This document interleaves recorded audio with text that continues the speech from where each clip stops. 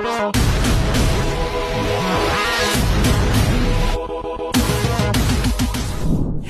guys, welcome to the first episode of Sportstr Talks. Today I have someone special who has seen Indian badminton from both sides, as a player and as a builder, a former international player who has represented India at the highest level. A Thomas Cupper, national champion, now a world champion in the Masters category. But what makes this interesting is that apart from being a champion on the court, he's an alumni of IIM Kolkata and has worked with brands like Reliance and Johnson & Johnson, and has served as the CEO of Prakash Padukone Sports Management, and now he is building badminton pros alongside Anup Sridhar, Saina Nehwal, Paripalli Kashyap and Gursaidar. He is someone who understands not just how to play the sport, but how to build systems around it. Really happy to have you here, Vijay. Thanks, Vijay.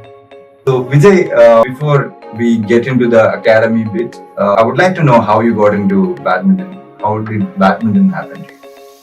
So, this was say in the the 90s, where typically as children, we would play multiple sport. Of course, sport would mean going down and just playing where you stay, right? Not particularly big facilities. So I think one advantage, and I grew up in Mumbai, after school in the evening, I think almost every child would come down and play some sport or the other, and badminton happened to be one of the sports which I played. Of course, not, I never even thought I would, be a professional player.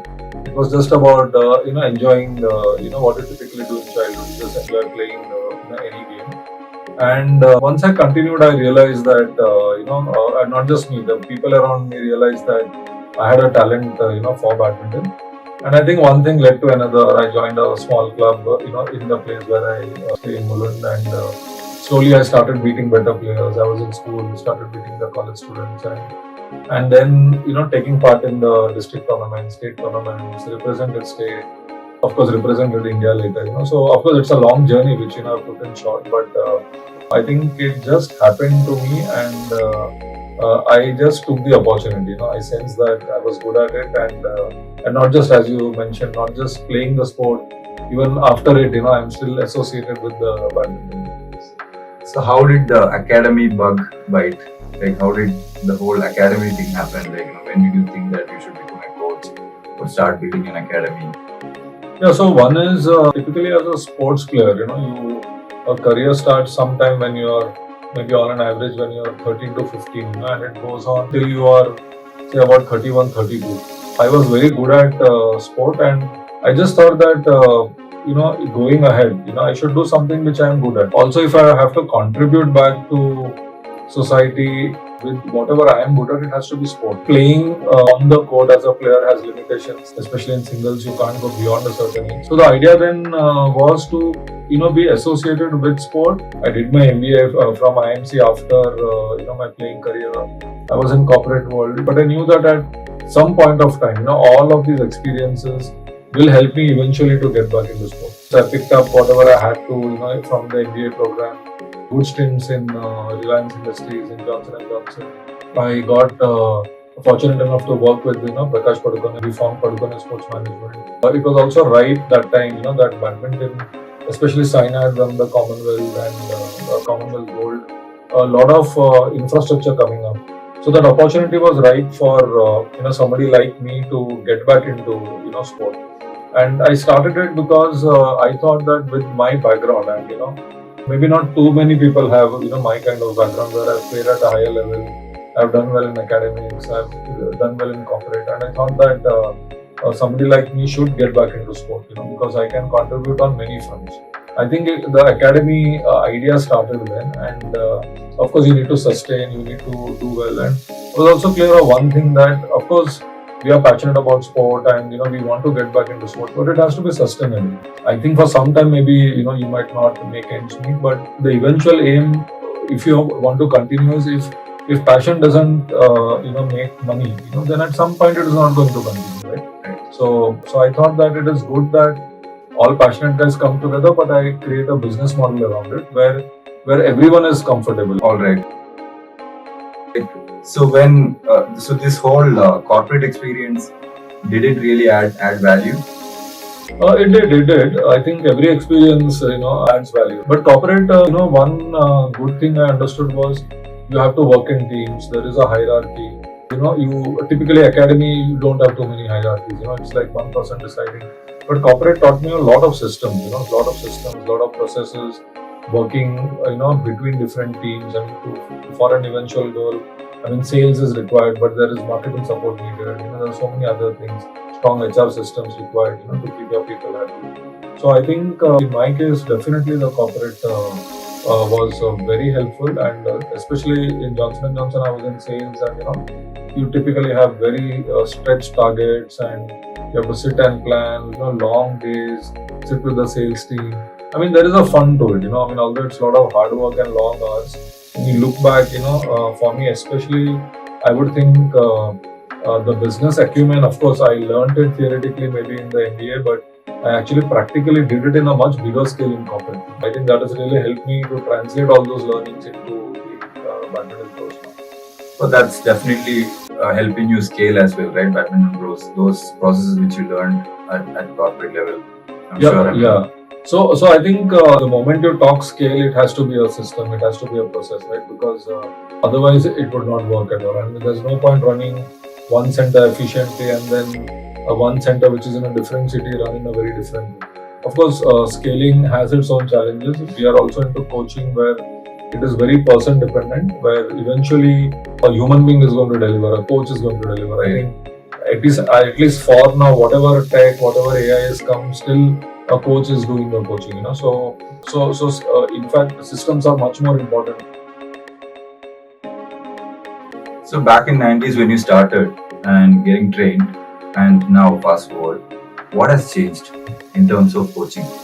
So I think one is the crux remains the same. That of course the styles have changed in the sense it's a faster sport, faster game now. Equipment is much better.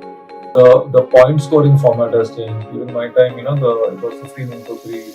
Now it's 21. So in that sense, a lot has changed. I think in terms of training, because the game has become faster, the kinds of training methods have changed. Earlier it was, a lot of long distance running, heavy weights, and you just need to, fitness would mean play long rallies, play for, 80-90 minutes match. Today, it's like a good match would be maybe an hour or a little more in singles, So the players are becoming faster, fitter.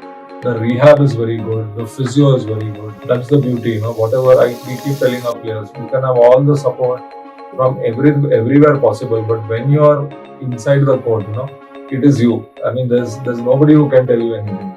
You can again go back and analyze and tell you what needs to be done in the next match. So I think some things, the beauty still remains in sport where it is very physical. The work has to be done. You can have a lot of tech, AI, analysis, data, but end of the day, you still have to, the player has to go and do it. But I think it's in the right direction where new training methods, new systems, new equipment, is all helping the game to become faster and better. I also remember, back in the day, so only if you service, when you serve, you get points, right? Yeah. Otherwise, it used to be kill the service, get the service change, and then get the points, right? Otherwise, so the game was pretty long. So there are so many academies out there, right? How is Badminton Pros unique? So hopefully we are unique. I mean, we are at least striving to do things correctly. So one is, of course, we are multi-city and multi-center.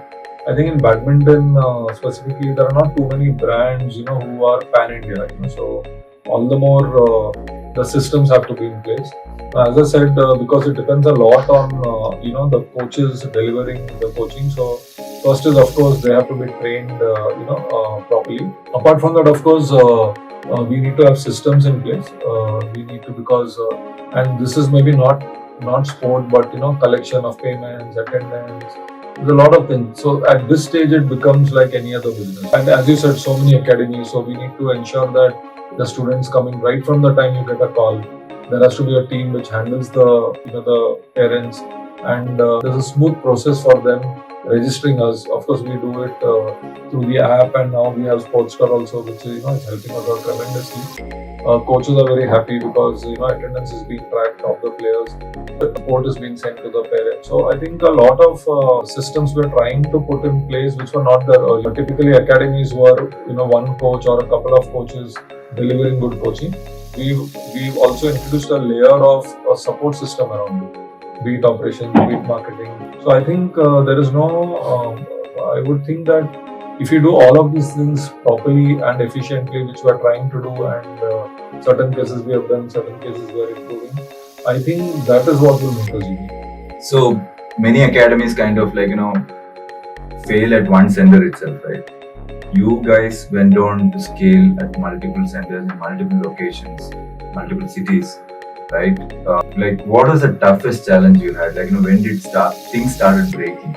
Yeah, so of course the first couple of centers, are normally easy to do because you as an individual will travel everywhere and ensure that everything is in place. The moment it becomes a geographical where you need to depend on people, and that's where the challenges start. Now also we have coaching which you cannot visually see. Of course you can have a camera all that, but you cannot visually see what is happening. Not every time. So and there's a limit to, if you have 100 centers, you can't have 100 CCTVs, observing 100 coaches or 200 coaches doing it.